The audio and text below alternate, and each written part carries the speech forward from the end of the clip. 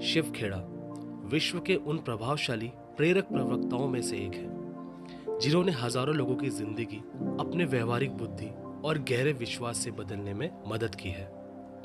उन्होंने लोगों को अपने नजरिए को दोबारा देखने के लिए प्रेरित किया है। यहाँ उनकी प्रसिद्ध पुस्तक आपकी जीत यू कैन विन में प्रकाशित कुछ सर्वश्रेष्ठ प्रेरणादायी कहानियां दी जा रही हैं, जिन्हें स्वयं शिव खेड़ा द्वारा संकलित किया गया है।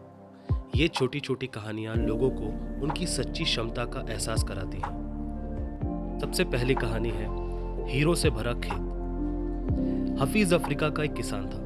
वह अपनी जिंदगी से खुश और संतुष्ट था। हफीज खुश इसलिए था कि वह संतुष्ट था, और वह संतुष्ट इसलिए था क्योंकि वह खुश था। एक दिन एक अक्लमंद आदमी उसके पास आया। उसने हफीज से कहा, अगर तुम्हारे पास अंगूठे जितना बड़ा हीरा हो तो तुम सारा शहर खरीद सकते हो, और अगर तुम्हारे पास मुट्ठी भर जितना हीरा हो तो तुम अपने लिए शायद पूरा देश ही खरीद लो। वह अक्लमंद आदमी इतना कहकर वहां से चला गया। उस रात हफीज सो नहीं सका। वह असंतुष्ट हो चुका था, इसलिए उसकी खुशी खत्म हो चुकी थी। दूसरे दिन सुबह होते ही हफीज ने अपने खेतों को बेचने और अपने परिवार की देखभाल का इंतजाम किया और हीरे खोजने के लिए रवाना हो गया।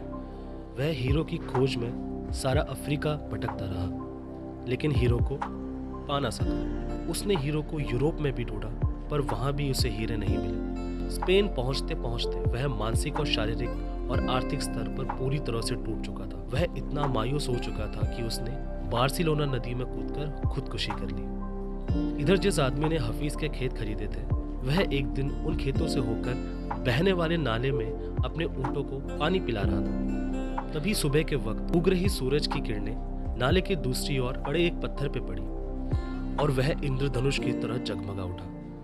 यह सोचकर वह उस पत्थर को अच्छे से देखने लगा। उसने उसे उठाकर अपनी बैठक में सजा दिया।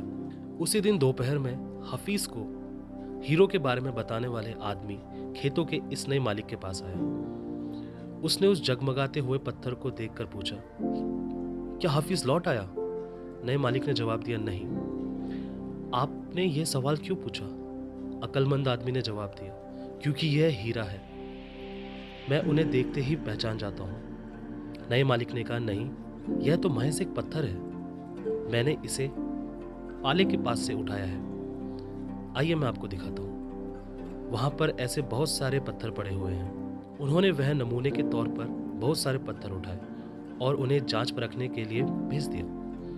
वह पत्थर हीरे साबित हुए। उन्होंने पाया कि उस खेत में दूर दूर तक हीरे दबे हुए हैं। तो इस कहानी से हमें क्या सीख मिलती है? जब हमारा नजरिया सही होता है तो हमें महसूस होता है कि हम हीरो से भरी हुई जमीन पर चल रहे हैं। मौके हमेशा हमारे पैरों तले दबे हुए हैं। जिन लोगों को मौके की पहचान नहीं होती, उन्हें मौके खटखटाना शोर लगता है। आइए हम दूसरी कहानी की ओर चलते हैं। सोने की तलाश। एंड्रयू कार्नेगी अपने बचपन के दिनों में ही स्कॉटलैंड से अमेरिका चले गए। उन्होंने छोटे मोटे कामों से शुरुआत की और आखिरकार अमेरिका के स्टील बनाने वाली सबसे बड़ी कंपनी के मालिक बन गए। एक ऐसा वक्त आया जब उनके लिए 43 करोड़पति काम करते थे। करोड़ों रुपए इस जमाने में बहुत होते हैं, लेकिन सन 1920 के आसपास तो उनकी कीमत और ज्यादा थी। एक दिन एक व्यक्ति ने कार्नेगी से पूछा, आप लोगों के साथ कैसे पेश आते हैं? उन्होंने जवाब दिया, लोगों से पेश आना काफी हद तक सोने की खुदाई करने जैसा है। हमको एक तोला सोना खोद निकालने के लिए बहुत सारी मिट्टी हटानी पड़ती है, लेकिन खुदाई करते वक्त हमारा ध्यान मिट्टी पर नहीं बल्कि सोने पर रहता है। एंड्रयू कार्नेगी के जवाब में एक बहुत महत्वपूर्ण संदेश छुपा है। हो सकता है कि किसी इंसान या किसी हालत में कोई अच्छी बात साफ तौर पर ना दिखाई दे रही हो। ऐसी हालत में हमें उसे गहराई में जाकर तलाशना चाहिए। हमारा मकसद क्या है? सोना तलाशना। अगर हम किसी इंसान या किसी चीज में खामियां ढूंढेंगे तो हमको ढेरों खामियां दिखाई देंगी, लेकिन हमें किसकी तलाश है? सोने की या मिट्टी की? खामियां ढूंढने वाले तो स्वर्ग में भी खामियां निकाल देंगे। अधिकतर लोगों को वही मिलता है जिसकी उन्हें तलाश होती है।